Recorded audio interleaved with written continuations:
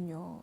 근데 궁금한 게, 그러니까 요즘에 또 비만인들이 또 굉장히 많잖아요. 네네. 그래서 상대적으로 또 날씬하고 마르면 건강하다라고 생각하시는 분들이 또 많은 것 같아요. 그렇죠. 그러니까 자기 관리. 네. 그렇죠. 그러니까 뚱뚱하면 자기 관리 못하는 사람이고 그렇죠. 굉장히 건강하지 않은 사람이고 뭔가 둔해 보이고 이런 이미지고 맞아요. 날씬하면 뭔가 자기 관리 되게 잘하고 좀 똑똑하고 똑부러지는 그런 사회적으로 부여하는 이미지가 있잖아요. 네. 그렇죠. 근데 그게 좀 잘못된 거죠. 어떻게 보면 뚱뚱한 사람들이 사실은 노력은 더 많이 해요. 온갖 다이어트를 더 해보거든요. 관리 안 하는 게 아니에요. 네. 그렇죠. 근데 이제 이 식욕이라는 것 자체가 정말 의지의 문제를 떠난 문제거든요. 네. 몸에서는 이게 온갖 호르몬이 작용하는 거기 때문에 그래서 그런 사회적으로 부여하는 이미지 때문에 오히려 사람들이 체중 체형에 더 강박을 느끼고 그렇게 매달리게 되는 거죠. 예. 혹시 이게 유전적이거나 가족력적인 요인은 없나요? 있죠. 예. 그래서 보면은요. 거식증 환자분들 오시잖아요. 네. 그러면은 언니가 뭐 거식증이다라든지 아니면 엄마가 약간 체중 체형에 좀 강박이 있으시다든지 이런 경우가 흔해요. 그래서 뭐 쌍둥이 같은 경우에도 일란성 쌍둥이 같은 경우에는 이렇게 한 명이 거식증이면 다른 한 명도 거식증 확률이 굉장히 좀 높다고 뭐 이런 연구 결과도 있죠. 예. 그게 그러면 유전은 아니네요. 유전적인 요인이 있겠지만은 후천적인 요인이 더 크죠. 예.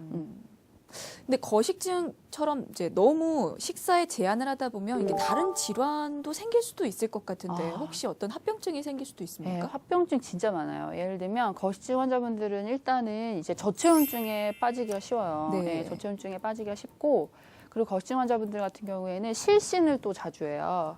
그러니까 완전 기립성 저혈압이라든지 그리고 저혈당 같은 게 많이 오시기 때문에 이제 쓰러지시는 분도 많고 그리고 거식증, 이게 심각한 저체중 상태에서 이제 막 토하시는 분들 같은 경우에는 이 전해질 불균형 때문에 심정지라든지 정말 사망에까지 이를 수 있을 정도의 그런 이제 합병증 같은 게 오시기도 하고요.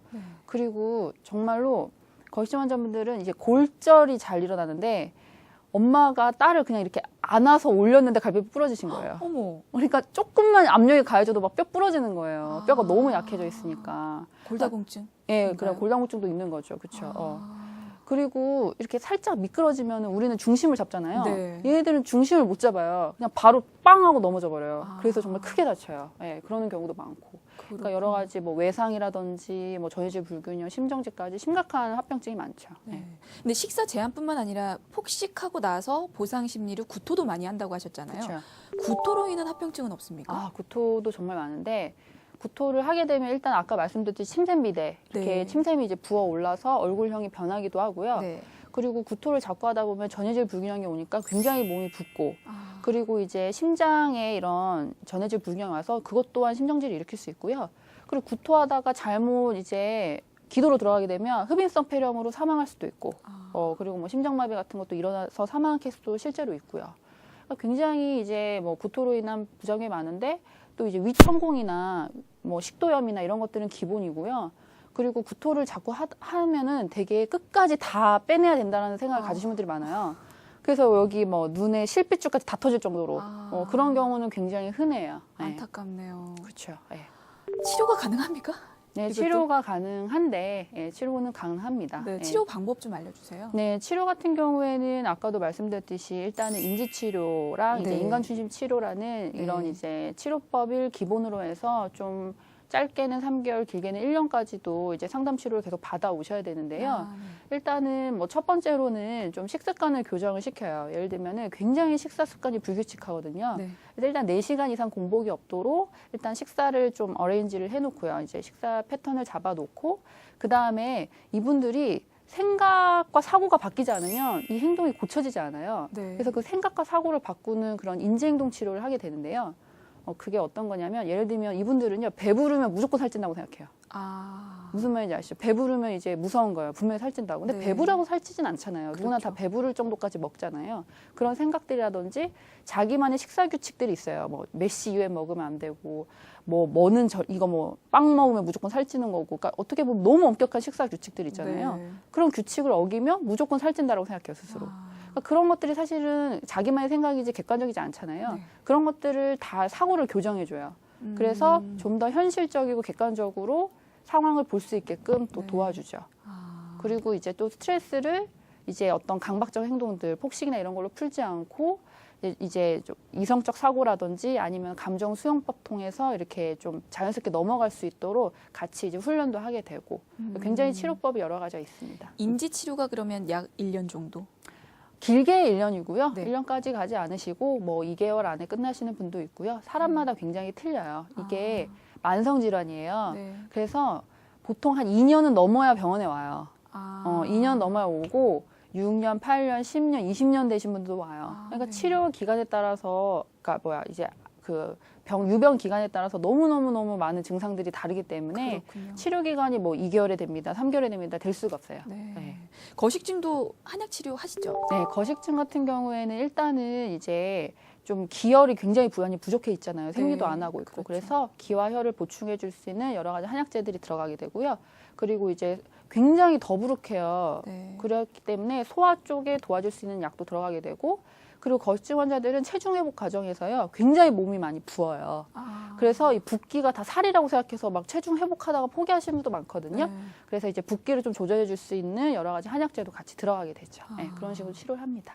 근데 뭐 약물 치료나 한약 치료 그리고 뭐 인지 행동 치료 같은 걸 하시면 이게 사실 거식증은 폭식증보다 더 치료가 힘들다는 말을 들어서요. 그럼요.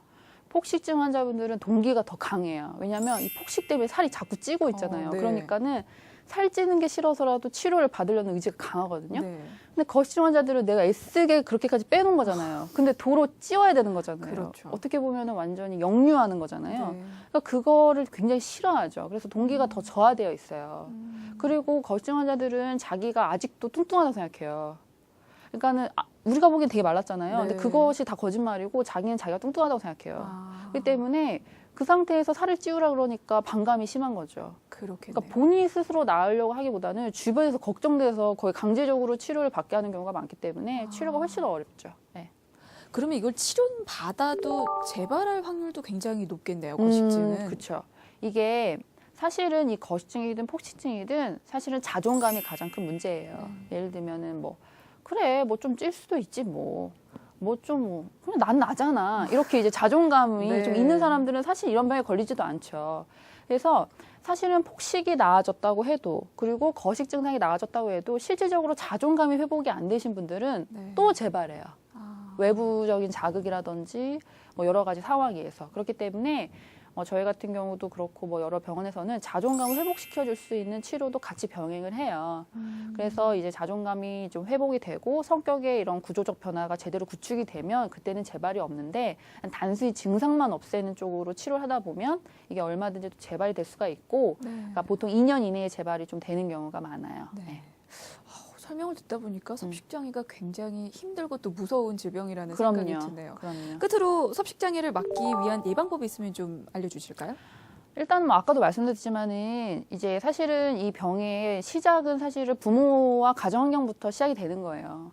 부모가 좀 어떻게 보면은 있는 그대로 사랑해주지 않고 좀 조건적으로 사랑해주는 경우, 좀 예쁘면 더 좋아해주고 공부 잘하면 좀 더 좋아해주고 이런 경우에 애들은 굉장히 사회적 기준, 부모의 기준에 맞춰서 자기 자신을 막 변화시키려다 보니까 이런 병에 사실은 걸리게 되는 거거든요. 그래서 자식들한테 야, 좀 뚱뚱해도 어쩌니 괜찮아, 네가 제일 예쁘다, 네가 제일 사랑스럽다 이렇게 있는 그대로 사랑해주고 그리고 조그만한 것도 더 이렇게 칭찬해주고 이렇게 이제 어렸을 때부터 교육을 잘 시킨다면 뭐 사회에 나가서 이런 체중 체형의 강박이나 이런 이제 섭식장애 걸리지 있지 않을까 생각합니다. 네. 자, 오늘 닥터플러스에서는 섭식장애에 대해서 살펴봤습니다. 지금까지 한의사 헌미숙 원장이었습니다. 고맙습니다.